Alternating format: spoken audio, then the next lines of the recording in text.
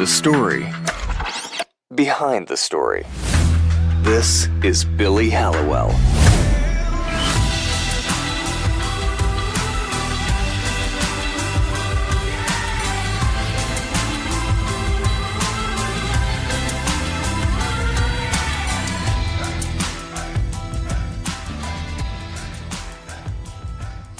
I am here today with Pastor Greg Laurie. How you doing today? Billy, it's great to be here with you. I'm doing fine, thanks. Well, it's good to catch up with you. And as always, you have a lot of interesting stuff going on. But one of your projects now, your big project, this new film documentary, Steve McQueen, American Icon, is coming to theaters one night only, September 28th, which is actually my birthday. I turned 34 that day. So maybe I will go out. Excellent. It's also my granddaughter's birthday. So I knew that, and that's why we picked that date. Happy birthday. It's all for you, Billy. See, look at that. Look at that. It's a great gift. But yeah, I will give you a free seat in the theater. I love it. Well, I'm super intrigued by this for a lot of reasons. And I wanted to ask you, because obviously people know who Steve McQueen is. He's legendary, iconic. Obviously, most people know who you are, especially in the Christian world. So what was it about Steve McQueen that attracted your interest to write a book, to do a film? Well, I've always been kind of a car motorcycle guy. So if you're into cars and motorcycles, you know who Steve McQueen is. And it maybe started a few years ago with a Bullitt Mustang. And if people don't know what that is, McQueen was in a film called Bullitt, where he plays Detective Frank Bullitt. And in the film, he drives a 1968 Highland Green Mustang with a blacked-out grille, no pony emblem, aftermarket wheels, and it's involved in one of the most iconic car chase scenes in cinematic history. So I don't know where. I just wanted to get a replica of that car. They make them. They're called Bullitt cars. So I searched and searched. I finally tracked one down. I might add, my wife was not thrilled with this decision, but so I was just enjoying the car, and I've just been a McQueen fan in general. I think the thing that really prompted this was it was not this last crusade we did in 2017, but the one of 2016.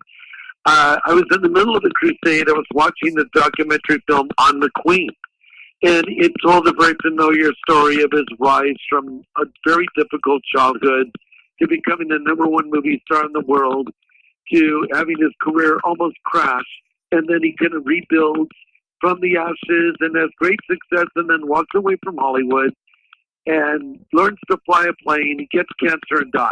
And I'm thinking, wait a second. I had always heard that McQueen had become a Christian, but I didn't have any firsthand knowledge of that. So it started with a Google search, and I just typed in the word Steve McQueen, conversion to Christianity. I was reading some articles, and by the way, there wasn't a lot out there on it, but I was reading some articles, and a name kept bubbling up, the name of Leonard DeWitt. And as it turns out, that was Steve's pastor who led him to faith. I thought, well, who better to talk to than him? And I wondered, is that guy even alive still? And I was able to track him down, got him on the phone, and as it turns out, Leonard and I had met a number of years earlier at one of our crusade events we did in his area, Ventura.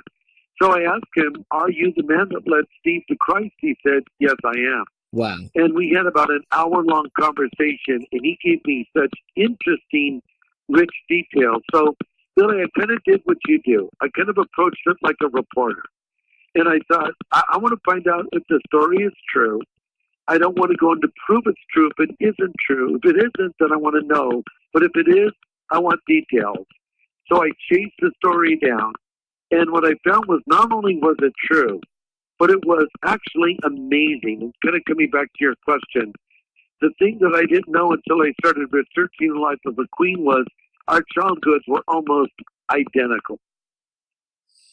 And so, it's fascinating because I'm always of the mind, and I love, obviously you can cover news stories all day. You can talk about all the things going on in the world, and that's all important. But I really love people's stories. And I think there's so many people, especially well-known people, who we don't hear the real stories, especially people of faith. We don't hear what their pivot point moment was. We don't hear, for instance, here's this legend, and you weren't even able to find a lot of information initially without digging deep. on that conversion, which was arguably the most important event in his life, right? So I'm fascinated by these stories, and so I'm excited to see you kind of bring this story to light for people who may have been fans, might know who he is, but don't know about those finer details. So I guess, yeah, I wanted to ask you next, and I don't want you to give away too much. So whatever you can tell us, because I know the movie's coming soon here, but what was the most surprising thing that you learned, the most surprising fact, detail about Steve McQueen as you were on this process of understanding his spiritual journey? No, that's a great question. I think it's hard to say the most. I'll give you just kind of 5 surprising factoids I discovered about McQueen in my research. And by the way, the book I wrote called Steve McQueen, The Salvation of an American Icon, is out now. You can find it at Amazon.com and other outlets. And I co-wrote it with Marshall Terrell, who has written 5 books on McQueen. Because I thought, if I'm going to tell the story, I want to make sure I'm completely accurate. And Marshall Terrell is actually an expert in all things McQueen. And we also were able to get the support and involvement of Steve's widow, Barbara McQueen, which was essential to really telling the story because she was there during the last 3 years of his life. Anyway, back to the 5 factoids about Steve McQueen I did not know. Steve McQueen was born to the home of an alcoholic mother and father, and his father left them. And he never knew his earthly father, and in fact went searching for him later in life. And by the time he found him, the father had already died. Oh, wow. Another one, Steve McQueen literally ran away and joined the circus. I mean, who does that? Steve McQueen actually did that in real life. Number 3, Steve was invited to the home of Sharon Tate and was on his way over to the party when he met some girl and ran off with her instead. And that was the night the Manson family struck, and Steve would have surely been killed. Wow, that's crazy. Here's wow. another factoid. At the peak of his fame, when he was the number one star in Hollywood, Steve walked away from Hollywood. Walked away. He didn't want to make any more films, even though he was the number one star on the planet. And the last factoid, Steve McQueen, American icon, became a Christian, and it wasn't on his deathbed. It was actually when he was still just this top movie star, and his accomplishments had not filled that void in his life. And he heard the gospel and believed. And it was 6 months later that he found out that he had cancer. And then he fought that with a lot of faith and courage. Wow. Wow. The Sharon Tate element is crazy. I mean, that's crazy. And that story obviously is another one we all know. And so he would have died that night. Probably. I mean, very likely he would have died had he not run off with that girl. That's a crazy detail. There's no question he would have died, Billy, because everybody in that house was brutally murdered. I mean, it was one of the most horrific, grisly murder scenes ever. And, they wrote helter skelter on the wall in the blood of the people. So, he would have been killed for sure. And he became very paranoid after that for a good reason, because the reason he was going over it is his good friend Jay Sebring, a hairdresser, sort of the hairdresser to the stars, hairstylist of the stars. He was going over at the invitation of Jay, and Jay, his friend, was murdered that night, along with Sharon and others. Horrible thing. Wow, yeah. But God spared McQueen. He spared McQueen. And I think McQueen knew that. And one of the things I bring up in my book and in the film is little seeds were sown in Steve's life going back very early on. And, then someone would water a seed that was sown, and somebody else would water it a little bit more. And then finally that seed broke ground and he came to faith. But it's a really interesting story because we were unable to uncover some audio tapes I did not know even existed. I was talking with my co-author, Marshall Terrell, who wrote the book with me, and he mentioned, there's these, tapes where Steve talks about his faith. I said, what? He said, well, there's these tapes. I said, tapes? You mean like recordings? Yeah, someone had an audio cassette recorder and recorded Steve talking about, Jesus. And I said, man, I've got to hear those tapes. So we got them, and they're in the film. These have never been heard before. And Steve, in his own words, is talking about what happened to him. And it's pretty cool the way we presented it in the film. And the story just kind of builds, and then you just realize how real and genuine this conversion was. I love that. And I love the fact that you have somebody who has so much wealth, so much fame, so much power in Hollywood, and that they've gone through that. I think that's what really adds to this story. And, with that, I guess one of the things that has sort of popped in my head as we're talking, are there any lessons, either overt, and again, I don't want you to give away too much, but, or covert in the film about just, fame and money and what that means for our lives and in our lives? Are there any lessons surrounding that? Because I know it's a topic we talk about a lot in the Christian world. Yeah. Well, I think one of the revelations of the film is the involvement of Mel Gibson. Most people know who Mel is, Academy Award director and actor. Yeah, I think one of the greatest filmmakers of our time, frankly. And so Mel just happened to be there at the stadium that night because I was interviewing him for his then upcoming film, Hacksaw Ridge. So, I was all fired up about this McQueen story because I'd done this research and talked to Leonard DeWitt, Steve's pastor. And so I'm telling Mel the story. And Mel's very interested. And someone interrupts us. And then the interruption's over. And Mel turns to me and says, "Greg, finish the story about McQueen." So I finished the story, and that's what I'm doing with this book and this movie is I'm finishing the story about Steve McQueen. I'm telling the whole story. And so after that event ended, Mel and I were texting back and forth, and Mel asked me, thank you for helping him. He said, "Is there anything I could do for you?" I said, "Yeah, can I interview you for my McQueen film?" And he agreed, so we took our cameras to his offices. And so Mel talked about Steve as an actor. He talked about his craft. He talked about what the techniques were that McQueen used that made him so successful.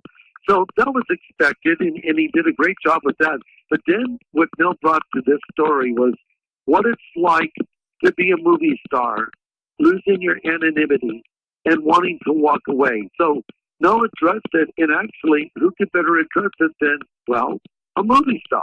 Right. I mean, Mel has breathed that rarefied air of being the top guy, in the game in his day. And so he was able to really speak to that and speak to the emptiness in Steve's life and speak to the importance of faith in Steve's life. So I just thought that there's actually not a more qualified guy that could have addressed this than Mel Gibson. So he brought a lot to this story. And so that's really amazing because you really see, someone asked me, I posted on social media, and a lot of younger people don't know who McQueen was. And someone said, "Why are you talking about Steve McQueen? Well, what's the big deal?"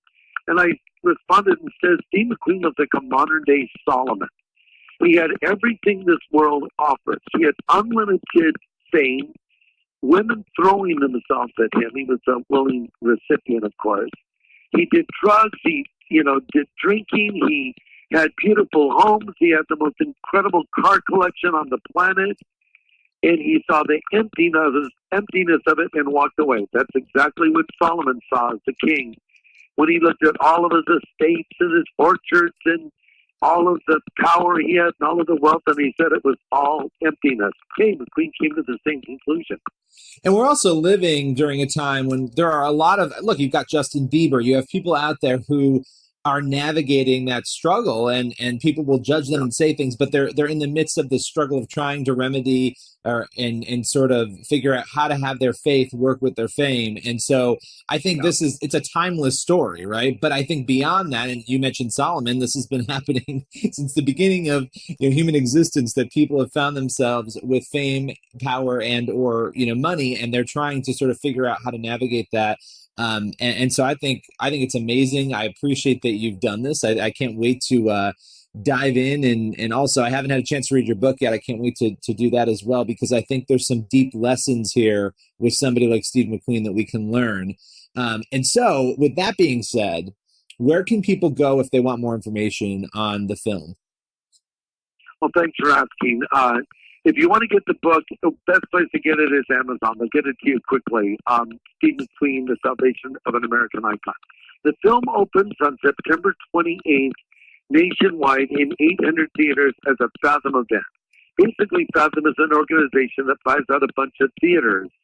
And so you go to the theater and you see this movie. There's only one night you can see it. And it's very likely that the film is showing in a theater near whoever is listening to this right now.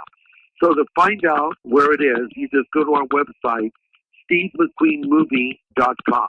Again, just SteveMcQueenMovie.com. There's a little search engine in there. Put in your zip code. It'll tell you where it's showing. Then, Billy, later it will come out on DVD. And after that, it will come out on Netflix. I love it. That is great. Now, we're going to do a little topic switch here, and I'll let you go soon because I've taken up a lot of your time here. But I have to ask you, because I know you've been speaking about these things, and you and we did interviews a couple of years ago for my book, Armageddon Code, and you were a great source for that. And, I, as a journalist and somebody who covers faith, I'm sort of obsessed with the topics that a lot of people don't want to talk about in mainstream culture. And so the end times being one of those. I think all of us are interested in it.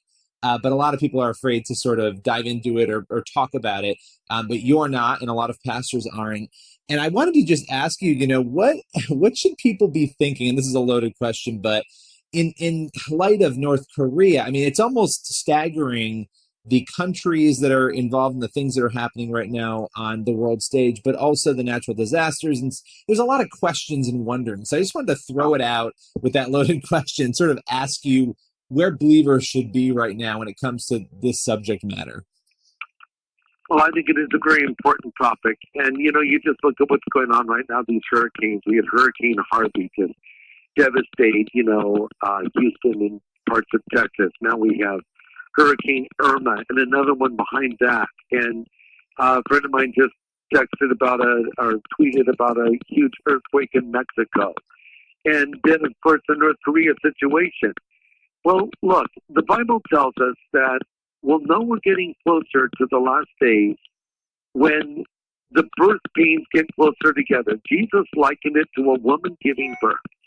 And when a woman is getting ready to have the baby, the birth pains get closer and closer. In other words, they happen more frequently.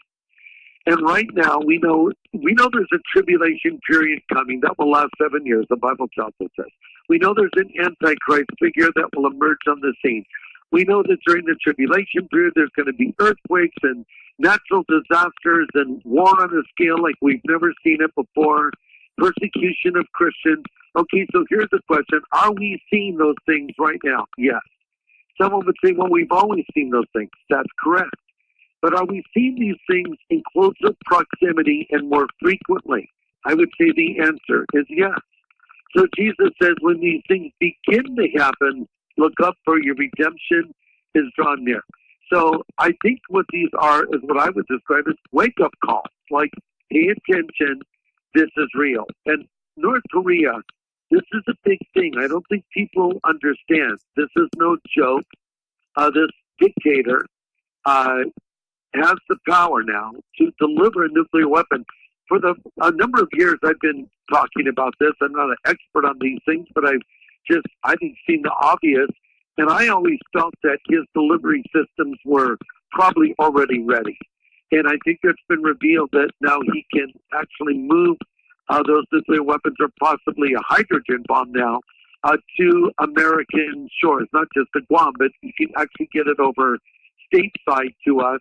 And he threatens to use it. And so how do you deal with a guy like this? If we take military action, will we hit all of the sites where the bombs are?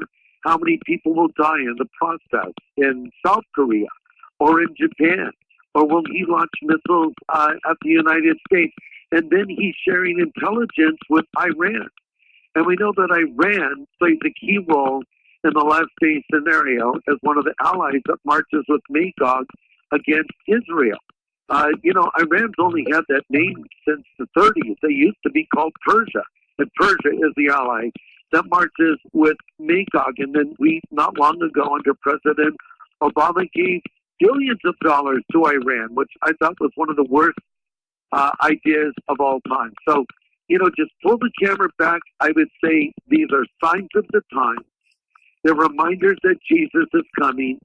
And as Christians, we need to be really praying for our president, if we voted for him or not. He is the man that God has put in that office, if you like it or not. And I appreciate the fact that our president recently called for a national day of prayer. It was last Sunday. Labor Day, actually. And that was for the disaster of Hurricane Harvey. But the fact that our president even asked for prayer and allowed evangelical pastors to pray for him in the Oval Office, this is a good sign. Let's pray for our president. Let's pray for his administration. Pray for our military as important decisions are being made. But also, let's wake up and smell the coffee. Jesus is coming.